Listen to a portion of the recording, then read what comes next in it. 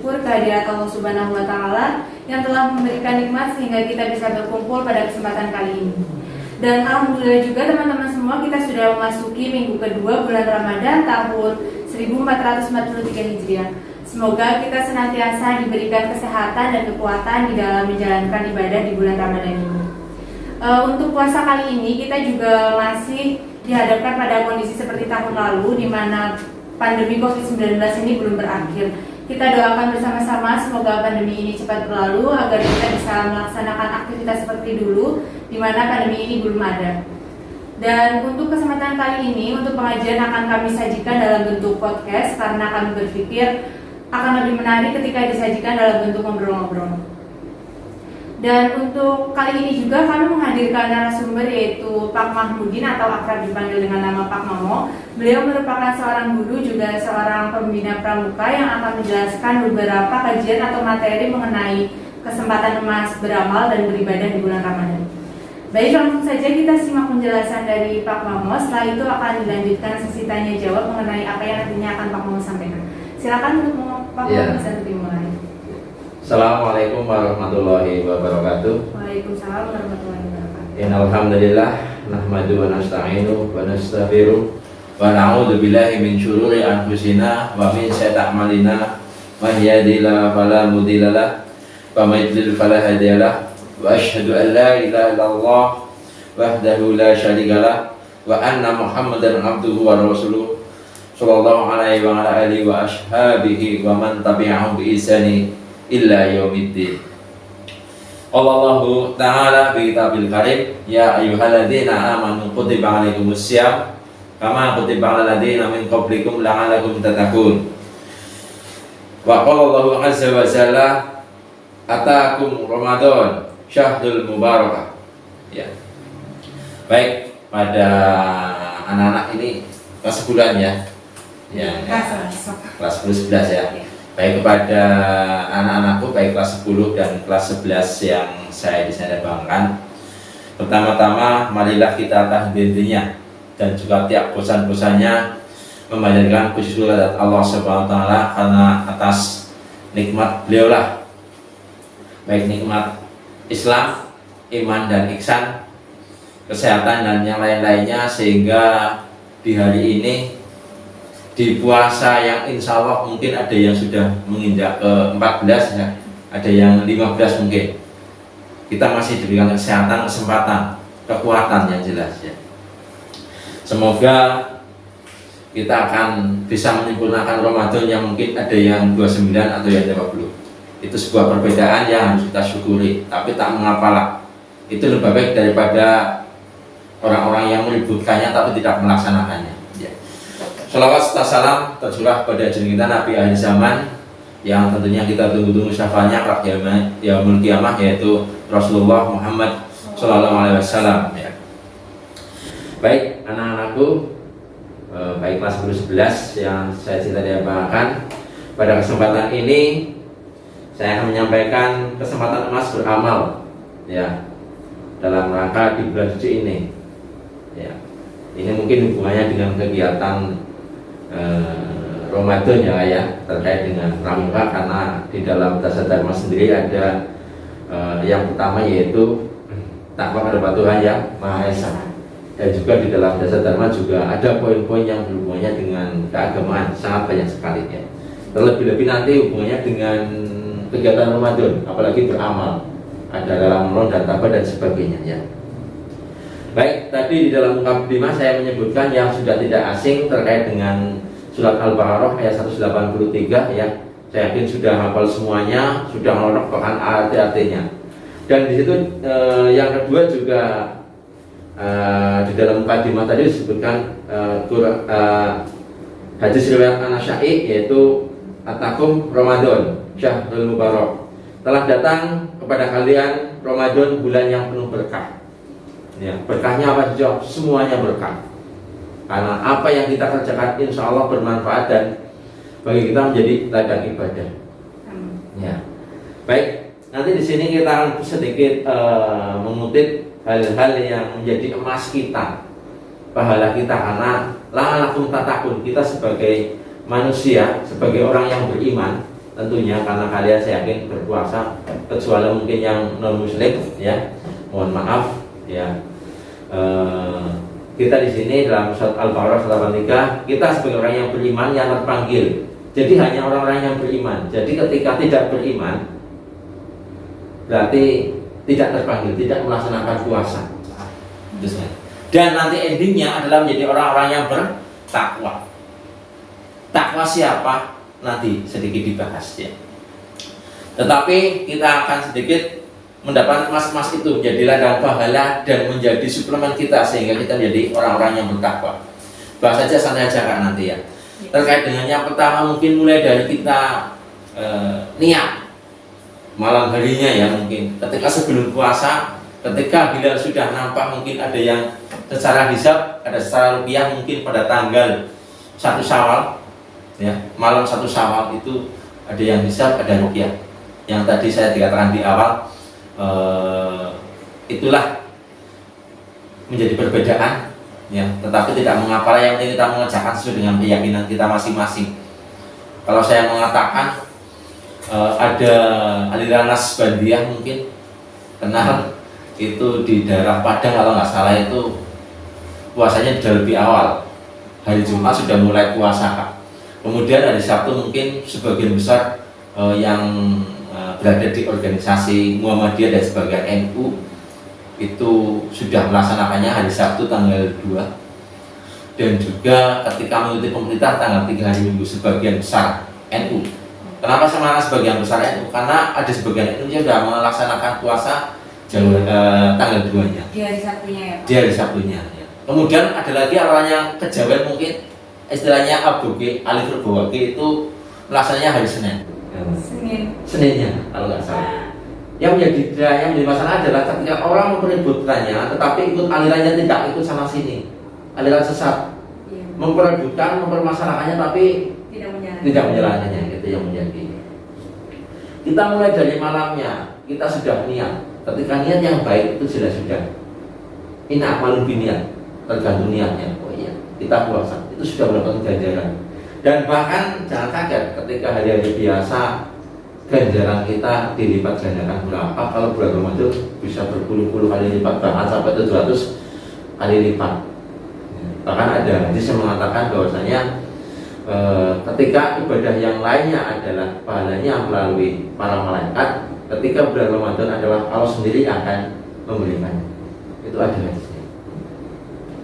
Itu dari malamnya, dari niat. Kemudian kalau kita malamnya besok puasa, malamnya sudah menunaikan sholat tarawih, ya, tarawih, niat itu jelas sudah mulai masuk. Ketika sudah terlihat hilal itu sudah masuk Ramadan. Apa yang dikerjakan? Ya tarawih, niat sudah. Ya, malam hari itu ya. Malam harinya, iya. Tarawih pun perbedaannya luar biasa Kak, di sini ya. Ada yang 11, ada yang 23. Ada yang 20, ada yang 36 sekian, ada bahkan. Dan jangan kaget, nanti akan muncul, mungkin sudah muncul fenomena aneh yang terjadi ketika tarawih ya. Ada yang kilat banget seperti kilat luas, ada yang santai, bahkan kemarin ada fenomena yang luar biasa di daerah Jawa Timur itu tarawih 8 jam. Itu dari jam 7 sampai jam 3 pagi. Itu ada. Berarti nggak tidur itu Pak? Nggak tidur ya, itu ada fenomena. Tidak masalah yang 11 dijalankan, yang 23 dijalankan, yang 30 berapa dijalankan. Yang mau target satu malam tarawih itu 1 juz silahkan, mau yang 1 Quran silahkan, ataupun yang biasa saja itu silahkan. Yang penting kita menjalankannya khusyuk, betul-betul tumanina. Jangan sampai kita mengotori ibadah budaya yang luar biasa itu dengan hal-hal yang seune, apa namanya, untuk main-main. Ya fenomena Allahu Akbar, Al-Fatihah belum selesai langsung ruku, itu tarawih. Kita nikmati, kita jalankan. Itu dari sholat tarawih ya. Nah, itu seperti itu. Kemudian tarawih sudah ya, itu ya. Tarawih sedikit dibahas nanti kita berdalam melalui dialog aja. Kemudian baca Quran itu sungguh luar biasa. Bahkan orang-orang berlomba-lomba. Ada yang iya, berbagai teknik sudah diajarkan oleh para pakar-pakar yang sudah terbiasa khatam. Kalau pengen khatam dalam satu Ramadan itu satu kali khatam itu setiap selesai sholat fardu, sholat wajib 2 lembar bolak-balik, bukan 2 lembar saja tapi 2 lembar berarti 4 muka minimal. Itu kalau pengen khatam. Ada yang kalau pengen 2 kali dikalikan 2-nya, dikalikan 2 itu seperti itu. Itu terkait dengan baca Quran, karena bulan ini adalah bulan yang luar biasa istimewa, di mana di tanggal 17 ada peristiwa yang luar biasa, turunnya Al-Quran, di mana Nabi Muhammad mendapatkan wahyu yang pertama, yaitu turunnya Al-Quran. Iqra bismi rabbika ya. Itu seperti itu. Itu dari baca Quran. Kemudian tidur, ya. Ini kadang-kadang disalah tafsirkan terkait dengan tidur. Kadang-kadang orang beranggapan tidurnya orang puasa adalah pahala. Itu jangan dilencengkan. Itu sangat berbahaya. Nah, karena itu banyak yang melihat itu adalah dalil yang dhaif. Dhaif berarti palsu. Kalau yang mendekati palsu mending masih ada betul-betul. Kalau yang dhaif itu betul-betul palsu. Hati-hati. Ya. Terus dengan puasa dalam menyehatkan itu juga dipertanyakan, meskipun endingnya bagus tapi itu dalilnya yang tidak baik. Itu tidur, ya. Yang jelas ketika tidur biasa baca doa dan sebagainya, ya. Kemudian bangun malam, ya, dimanfaatkan juga. Kita makan sahur juga itu bagian dari sunnah, ya. Diutamakan makan sahur meskipun hanya minum air putih, karena di dalam sahur itu ada barokahnya, ada berkahnya, ya. Itu terkait dengan kegiatan, ya. Sholat wajib jelas dimanfaatkan, diusahakan kita harus jamaah, karena ketika jamaah lebih dari satu orang itu, kalau hari biasa 27 derajat, nanti ketika bulan Ramadan akan dilipat gandakan, ya. Terus hati-hati juga, kadang-kadang setan sangat menggoda, sangat ingin merusak, ya, hal-hal yang itu ketika sahur, ya, sahur itu adalah waktu-waktu yang sangat mustajab, karena di dalam sepertiga malam itu adalah waktu yang bagus untuk berdoa. Jelas ketika orang biasa kayak mulai ada sholat tahajud, ya, kita berdoa, insya Allah doanya tidak tertolak, ya, meskipun kita berdoa minta uang 1 miliar atau 1 triliun tidak dikasih, ya, tapi Allah tahu apa yang kita minta dan apa yang kita butuhkan. Kalau tidak hari ini dijawab, nanti di akhirat akan dijawab. Itu seperti itu, ya. Dalam surat Ad-Dariyat, ya, terkait dengan sahur itu, ya, wabil asharihum yastaghfirun. Pada waktu sahur mereka beristighfar. Ad-Dariyat ayat 18, ya. Dan juga diperjelas lagi Al-Imran ayat 11. Wal mustaghfirina bil ashar, ya. Dan orang-orang yang beristighfar pada waktu sahur. Jadi waktu sahur itu sangat baik. Tetapi setan sangat menggoda ketika disajikan sebuah acara di televisi yang sangat menggoda. Saya yakin anak kecil tertarik dengan adanya film-film kartun yang lebih dewasa, ada sahur bersama ini artis A, B, C, D, saya yakin. Ya. Tapi alhamdulillah selama ini saya mungkin hanya sekilas pintas. Itu pun karena anak saya ketika mau sahur di depan televisi, tidak masalah dari anak kecil untuk belajar. Tapi selama ini saya belum seperti dulu di depan TV dari makan sampai imsak.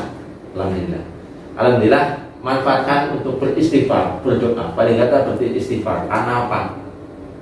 Ketika beristighfar kita akan bertaubat, ya, akan bertaubat. Setelah beristighfar berdoa, insya Allah doa yang.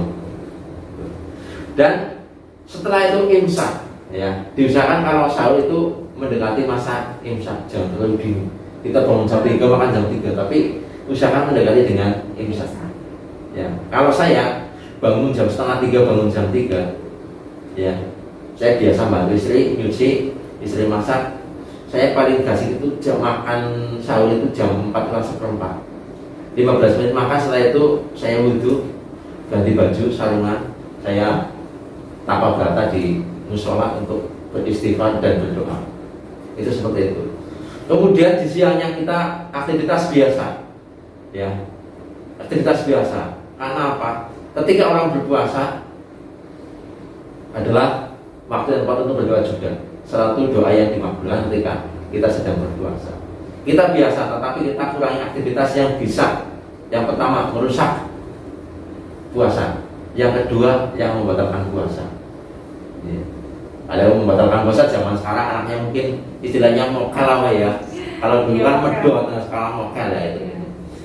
Itu hindari hal-hal. Saya kadang-kadang kalau kita berkerumun, ya itu kadang-kadang melihat sesuatu, melihat si fulan dengan si fulan ketemuan, nanti menjadi bahan perbincangan. Nah itu berpotensi gibah. Nah, kalau gibah nggak membatalkan, cuma merusak, itu berbahaya. Yang dapat hanya haus dan dahaga, pahalanya enggak. Makanya diusahakan kalau siang hari dimanfaatkan untuk hal-hal yang positif. Manfaatan sehabis duhur atau sebelum duhur disunahkan untuk istirahat tidur. Istilahnya ngeliat setengah jam, setelah itu tidur lagi. Dimanfaatkan kalau enggak ngelogok ya kita manfaatkan untuk, biasanya kalau ada biasa logok kita manfaatkan untuk itu tadi tadarus. Target untuk khatam segera terselesaikan.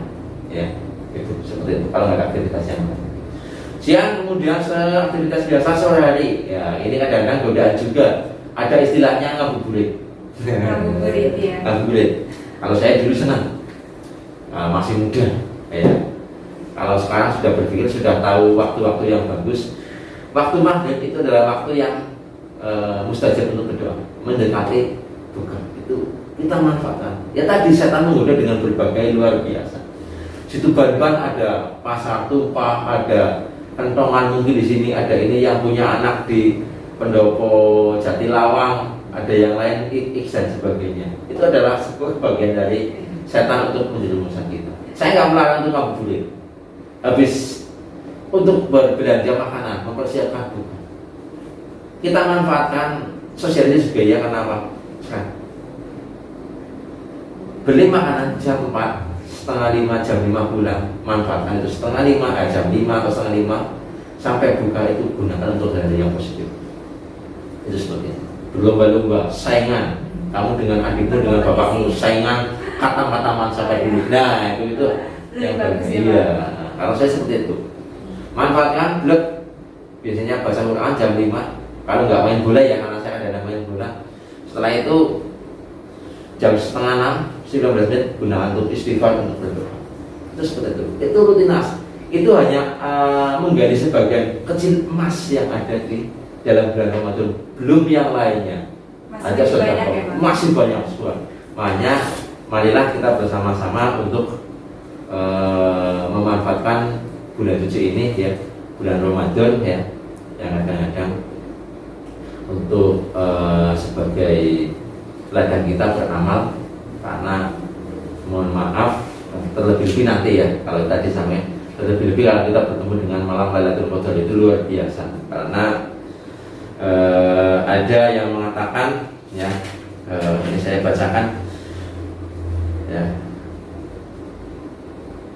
Sahabat Nabi Tolal bin Ubaidillah mengenal dua orang yang masuk Islam bersama-sama. Salah satunya lebih rajin dan lebih bersemangat daripada yang lain. Ia ikut bertempur lalu gugur dalam pertempuran pertama yang diikuti. Adapun kawannya baru meninggal setahun kemudian. Namun dalam mimpinya Tolhah melihat orang yang lebih akhir meninggal tersebut berada di posisi terdepan daripada orang yang lebih dahulu meninggal. Sebagian diriwayatkan menyatakan bahwa orang yang terakhir meninggal tersebut masuk ke surga lebih dahulu daripada kawannya. Ketika Tolhah menceritakan mimpinya tersebut, Nabi atau Rasulullah SAW menjelaskan bahwa orang yang lebih akhir meninggal itu menggunakan selisih masa setahun tersebut untuk bertasbih, bertakbir dan beribadah kepada Allah. Selain itu, orang tersebut mendapatkan Ramadan lebih banyak daripada kawannya yang telah meninggal. Hal inilah yang mempunyai lebih unggul di akhirat nanti. Ya, itu hanya selisih waktu setahun. Ya, ya. Hadis riwayat dalam Ibnu Majah ya, artinya bukanlah ia masih hidup hingga setahun kemudian. Para sahabat menjawab, ya. Beliau bertanya lagi, ia juga mendapati Ramadan lalu berpuasa serta mengerjakan sholat dengan sekian sujud dalam setahun. Para sahabat menjawab, ya Rasulullah SAW bersabda, perbedaan antara keduanya lebih jauh daripada jarak antara langit dan bumi. Ya. Padahal yang mati lebih dulu itu adalah matinya mati syahid dalam pertempuran, tapi kalah dengannya lebih karena dia menjumpai Ramadan. Jadi luar biasa kalau kita manfaatkan bulan Ramadan itu untuk mendapatkan emas-emas bahkan berlian yang ada di itu. Ya. Jadi sedikit karena saya melihat ya, ketika ada orang yang akan belum tentu kita akan ketemu dengan Ramadan tahun depan. Saya kadang-kadang nangis. Saya kadang-kadang menangis. Apa ya? Saya ketemu dengan Ramadan tahun depan. Itu yang harus kita renungi, harus kita sikap, harus kita mengambil ya. Karena nanti ya kita ambil hikmahnya. Karena nanti barometer takwa adalah waktu musola, waktu syafaat ya. Kita harus sebagai manusia harus bisa memilih dan memilah. Tadi saya menyebutkan waktu musola, waktu syafaat ya. Al-Baqarah surat berapa saya lupa. Itu bahwasanya ada puasa dan ada zakat. Itu saya sedikit membedakan ketika sholat, puasa untuk siapa ibadahnya? Untuk diri kita. Tapi dalam itu waktu zakat, zakat untuk siapa? Untuk Orang lain. Kita harus bisa memilih ibadah untuk kita dan ibadah untuk orang lain. Kalau tadi saya sampaikan sekilas terkait itu adalah ibadah untuk diri kita. Padahal kita harus bermanfaat untuk orang lain, berzakat. Kita menolong orang, itu juga emas yang harus kita beli. Berangkat sekolah dia temannya nggak bawa motor, kita tawari naik motor bonceng, itu sebagai daripada zakat. Infak yang kita punya. Karena infak tidak bisa bentuk material, tetapi bentuk senyuman, bentuk tenaga dan yang lain. Seperti itu. Kita punya kemampuan mengajarkan adik kita untuk mengajari ngaji, itu juga bagian daripada zakat, bermanfaat untuk orang lain. Masih banyak. Ya, seperti itu. Mungkin itu saja. Kita lanjutkan untuk dialog-dialog mungkin interaktif terkait dengan meraih kesempatan emas di dalam bulan Ramadan. Itu seperti itu. Ya. Baik teman-teman semua, tadi itu merupakan penjelasan dari Pak Mamong mengenai kesempatan emas beramal dan beribadah di bulan puasa. Baik nih Pak, saya ingin bertanya, amalan terbaik apa yang bisa kita lakukan pada saat bulan Ramadan? Ya tadi disampaikan. Tadarus ya, yang jelas tadarus. Sholat diperbanyak. Ya, sholat beristighfar itu jelas. Sholat diusahakan 5 waktu adalah untuk jamaah. Jangan sampai tidak sama sekali. Ya, tarawih jangan sampai telat. Ya, itu seperti itu. Lebih tarawih terus rutin dengan satu imam itu luar biasa pahalanya. Ya, itu dia baca Quran, sholat, tarawih, sholat sunnah itu kan. Itu hal yang pokok. Puasa itu jelas pokoknya jangan sampai tidak. Jangan sampai nanti musuh kadang ada yang musuh dan ada yang orang puasa tapi tidak sholat. Itu seperti orang yang pakai baju tapi orang pakai celana. Itu yang harus kita waspadai itu. Ya, itu terkait dengan hal yang pokok. Selain itu silakan kontekstual melihat kondisi. Ya. Baik Pak, kalau misalkan saya pernah dengar kalau anak perempuan itu baiknya sholatnya itu di rumah sendirian, itu benar apa nggak sih Pak? Apa kita anak perempuan juga harus ikut sholat berjamaah di masjid? Gitu? Iya. Itu melihat sebuah situasi dan kondisi ya. Ini bisa dulu ketika ada orang perempuan yang masih punya orang tua, ada perempuan yang punya suami. Ketika seorang perempuan itu tidak diizinkan sholat di masjid, sebaiknya sholat di rumah. Karena pahalanya itu sama dengan jamaah yang di masjid, bahkan lebih banyak. Itu kalau yang sudah berkeluarga Pak? Masih yang... Iya, kalau sudah berkeluarga, ya tadi ada yang masih anak, masih punya orang tua, ada yang sudah berkeluarga. Kalau yang punya istri, yang punya suami, ya itu melihat ridhonya suami. Oh tarawih rumah baik, sholat di rumah saja, itu lebih baik baginya. Tapi kalau yuk tarawih ke masjid, sholat di masjid, itu bagus di masjid. Anak sama saja. Ketika orang tuanya ajak mari masjid, anak perempuan loh ya, jangan tarawih di masjid lagi udah gede mau anak apa. Itu orang tuanya melarang, tidak masalah. Berarti tarawih di sholat di rumah atau tarawih di rumah atau punya lain di rumah, itu lebih baik baginya. Tapi ketika orang tuanya, iya sholat di masjid, seperti itu. Tapi kalau yang laki-laki itu harus. Laki itu harus ya. Iya. Berarti kalau perempuan itu kayak lihat kondisinya saja. Iya, lihat kondisi dengan ya tadi yang memberikan izin siapa, yang punya istri suami, yang itu ya jangan ke pacar ya. Pacar itu nggak ada nanti ayam beb saya, wah itu nggak ada Islam nggak ada. Dari istilahnya seperti Iya itu. seperti itu ya. Itu. Kalau untuk pertanyaan yang kedua, keistimewaan malam Lailatul Qadar itu Ush, Lailatul Qadar ya. yang tadi Bapak bahas itu apa? Lailatul Qadar ya, malam 1000 bulan luar biasa ya. Yang tentunya kita tunggu-tunggu ya.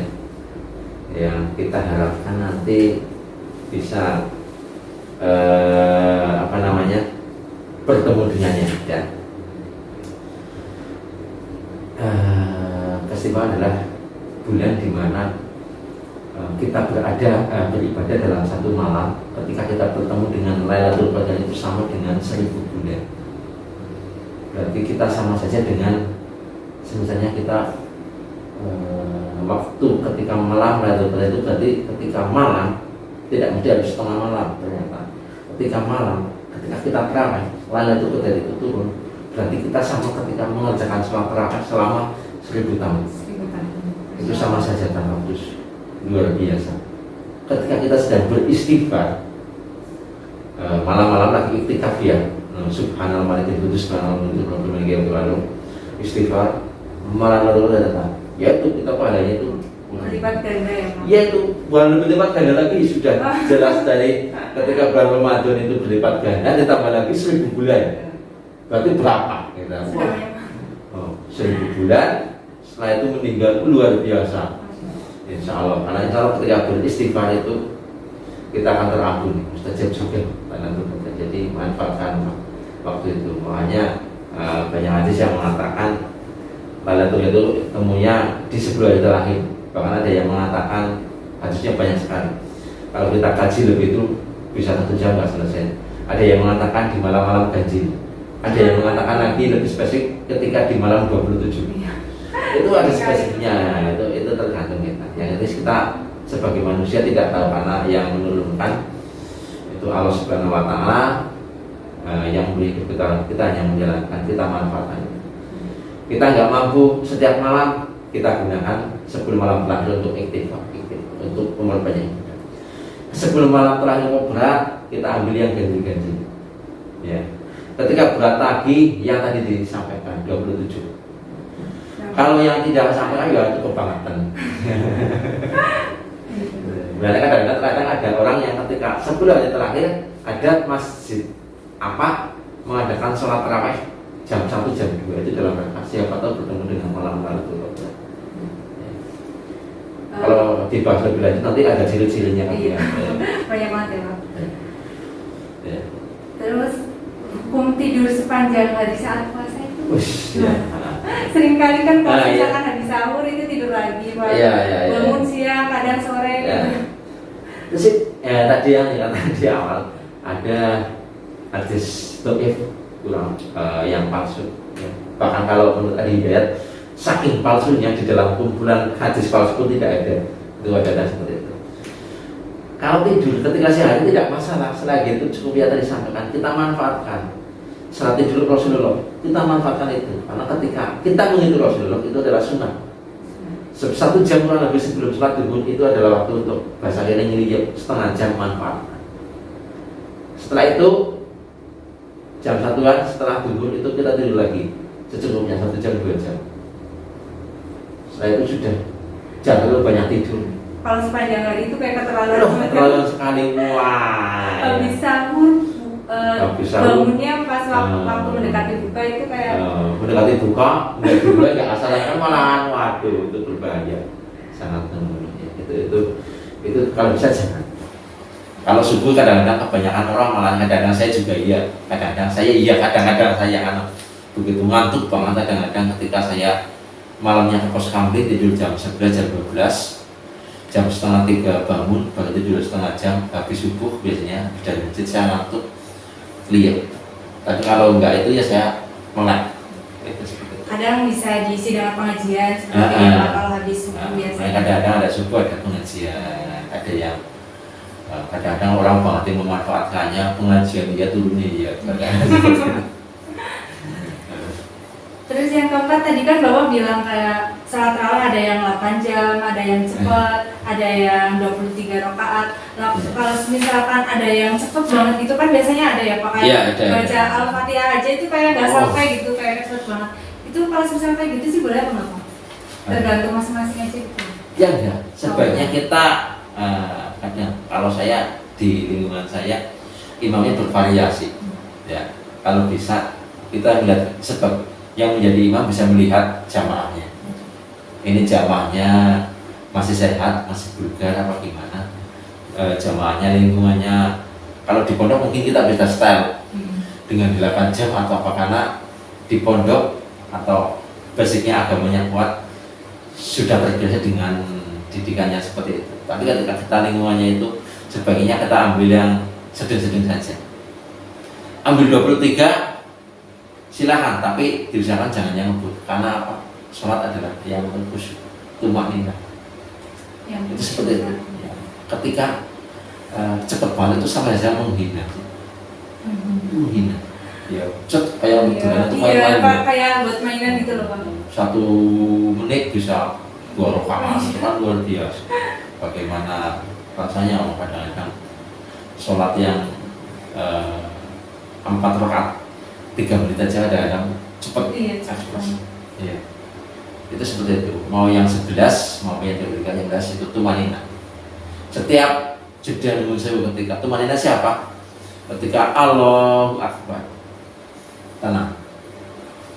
Kalau dalam Al-Fatihah Amin, tenang dulu. Baru baca suratan. Sujud sebentar.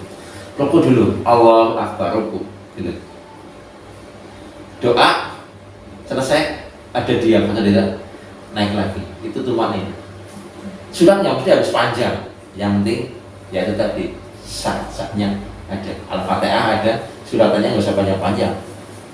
Mau alif lam mim aja cukup sudah. Sudah gitu. Seperti itu. Jangan sampai Al-Baqarah ayat itu sampai 50. Wow, siap. Kasiannya gitu. Itu seperti itu. Terus ada lagi Pak, kalau misalkan sahurnya itu kesiangan, udah azannya itu udah, terus kita sahur apa nggak Pak, langsung ikut salat subuh apa nggak usah ikut sahur? Iya. Nah ini fenomena kadang-kadang menjadi perdebatan kadang-kadang ya. Imsak itu itu adalah lampu kuning. Imsak, kalau kita bilang imsak itu lampu kuning ya. Ketika kita baru makan blok imsak, lanjutkan aja, habiskan. Karena itu lampu kuning. Karena apa? Batasannya juga ada sholat subuh. Ketika ada sholat subuh kita cut, sudah bisa, tidak boleh naik. Ya, tapi kita jangan sengaja mendekatkan dengan sholat subuh. Ketika kita kesiangan, ya sudah resikonya. Ketika kita imsak, kita manfaatkan hanya untuk minum saja, cukup. Berarti kalau sudah azan itu udah nggak boleh sahur lagi? Sahur, langsung aja kita ambil wudhu. Seperti itu. Itu ketika kita sudah wudhu telat, itu kita langsung fokus wudhu sholat. Itu seperti itu. Berarti untuk kesimpulan pada kajian ini, jangan biarkanlah Ramadan itu berlalu begitu saja ya Pak. Istilah dengan kegiatan-kegiatan positif, misalnya bertadarus, pengajian seperti itu ya Pak. Terus saya ucapkan terima kasih juga untuk Pak Mamo yang sudah sebagai selaku narasumber pada kesempatan kali ini, dan saya Revalina Ramadhani Alifa sebagai moderator. Mohon maaf apabila ada salah kata atau lisan yang kurang berkenan di hati teman-teman semuanya, dan saya cukupkan sekian. Wabillahi taufiq wal hidayah. Wassalamualaikum warahmatullahi wabarakatuh. Waalaikumsalam warahmatullahi wabarakatuh.